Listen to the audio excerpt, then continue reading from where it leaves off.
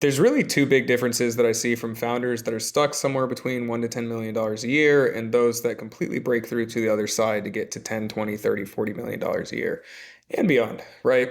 The first thing that I'm going to say is there is an element of just sheer volume, right? Some businesses, depending if you're in the service space or if you're in the e-commerce space, depending on what you're pushing out, volume can take care of a ton of strides. And this is where a lot of people, mainly in the service space, really get bottlenecked and plateaued when it comes to delegation, hiring key players to really put the right pieces in place so you can step away and just keep flooding this thing on fulfillment and operational process.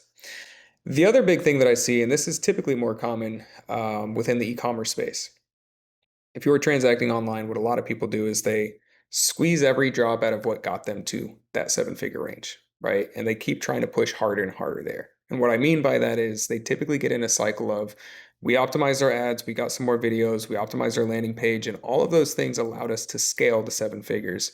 And when they try to grow beyond seven figures, they typically try to do more of what got them there. And it's a big misleading indicator because you can only optimize so much, right?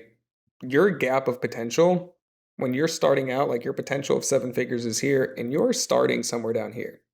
And you optimize and you go here, and you optimize and you go here. And you get better videos and better creatives and better production and better marketing agencies.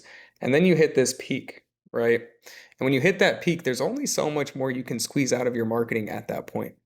And what I find that grows people well beyond the seven-figure range is that is when it is time to either innovate or iterate beyond what you currently have. Not from a marketing perspective, but to get a little bit more strategic behind your product, your pricing, or your process. Those three things typically are the things that catapult you to the next level. And they unlock, and they're the things that make your marketing work even better than your marketing can by itself, right? Your product, your pricing, and your process can amplify your marketing by a factor of 10 times. And your marketing tactics by themselves typically can optimize and iterate, 10, 20% here and there. But it's usually not enough to really keep the margins that you need to operate the business and scale to the next level. And so if you are stuck, it is either a matter of doing more of what you have in terms of the service side of things so you can actually put people in place, key players, fulfillment operations. And if you are more on the e-commerce side of things, then it is typically a process of iterating beyond the marketing so that your marketing can get more than what it's currently getting.